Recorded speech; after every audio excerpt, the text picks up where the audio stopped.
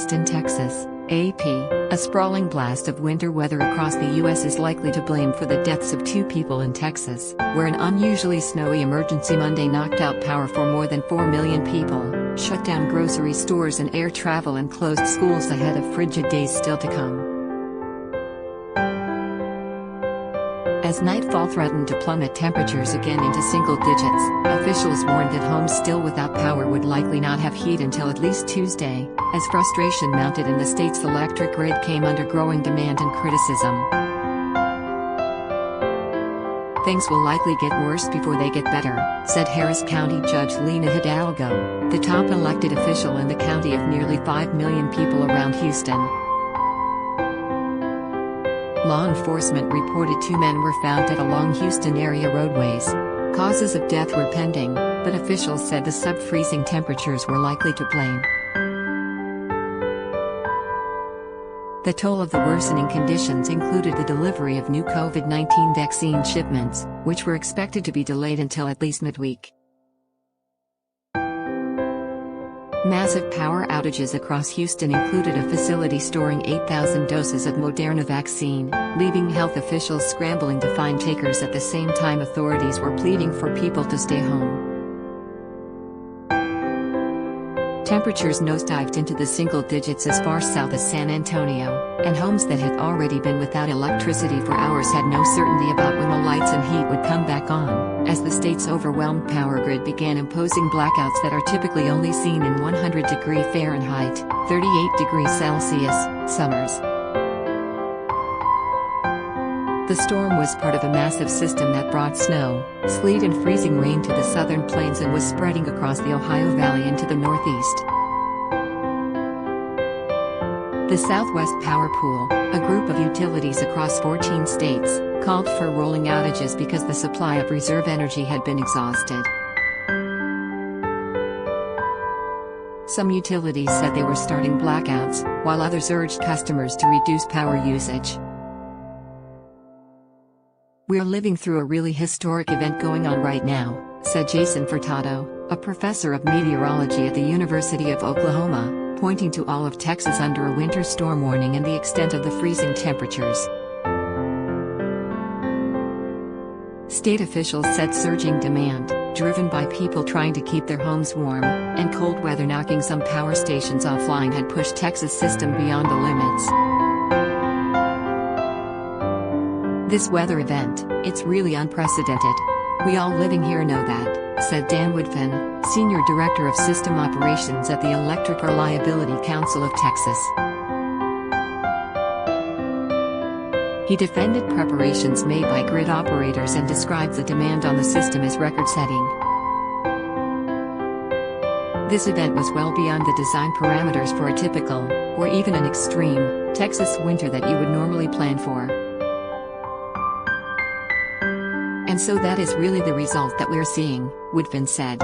More than 500 people were hunkering down at one shelter in Houston, but Mayor Sylvester Turner said other warming centers had to be shut down because those locations, too, lost power.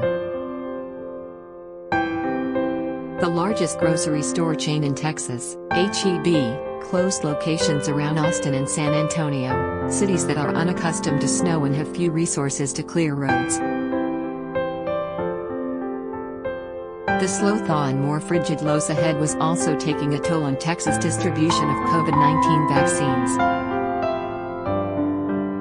State health officials said Texas, which was due to receive more than 400,000 additional vaccine doses this week, now does not expect deliveries to occur until at least Wednesday. The weather also put existing vaccine supply in jeopardy. Rice University on Monday abruptly began offering vaccines on its closed Houston campus after Harris Health System told the school it had about 1,000 vaccines that were going to go to waste, said Doug Miller, a university spokesman.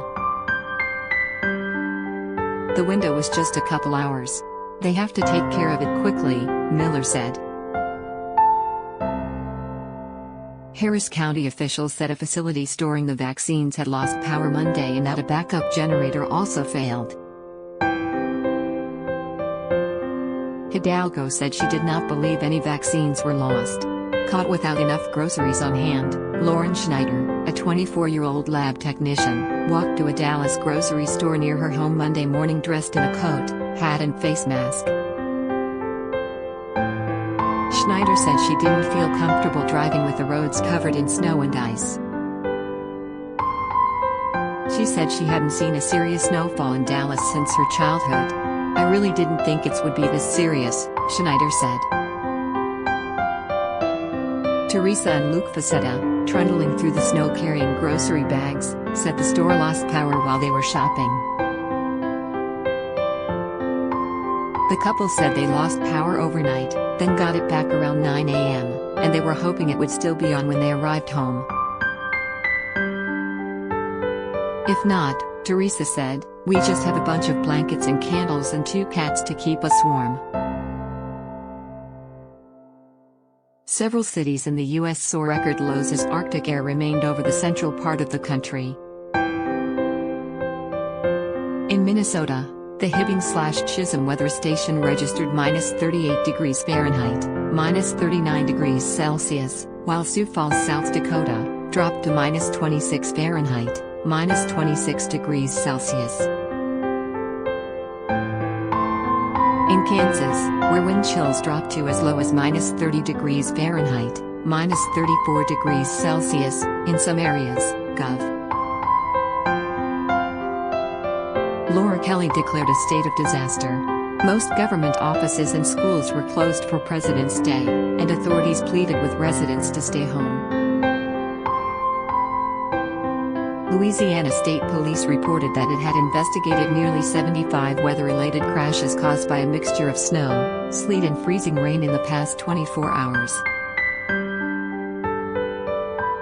"We already have some accidents on our roadways," Kentucky Governor Andy Beshear said during a morning news conference.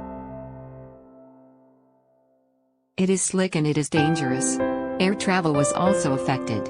By mid-morning, 3,000 flights had been canceled across the country, about 1,600 of them at Dallas/Fort Worth International and Bush Intercontinental airports in Texas. At DFW, the temperature was 4 degrees Fahrenheit, -15 degrees Celsius, 3 degrees, -16 degrees, colder than Moscow. In Houston, officials said Bush Intercontinental Airport runways would remain closed until at least 1 p.m. Tuesday, a day longer than previously expected. The storm arrived over a 3-day holiday weekend that has seen the most U.S. air travel since the period around New Year's. More than 1 million people went through airport security checkpoints on Thursday and Friday. However, that was still less than half the traffic of a year ago, before the pandemic hit with full force. The Southern Plains had been gearing up for the winter weather for the better part of the weekend.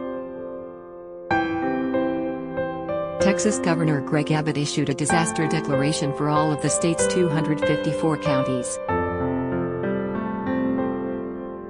Abbott, Oklahoma Governor Kevin Stitt and Arkansas Governor Asa Hutchinson each activated National Guard units to assist state agencies with tasks including rescuing stranded drivers. President Joe Biden also declared an emergency in Texas in a statement Sunday night. The declaration is intended to add federal aid to state and local response efforts. Bleiberg reported from Dallas. Associated Press journalist David Koenig in Dallas, 1A. Lozano in Houston, Rebecca Reynolds-Yonker in Louisville, Kentucky, Kate Brumback in Atlanta, Margaret Stafford in Liberty, Mo. And Amy Forleedy in Minneapolis contributed to this report. Download calling all HuffPost superfans. Sign up for membership to become a founding member and help shape HuffPost's next chapter. Join HuffPost.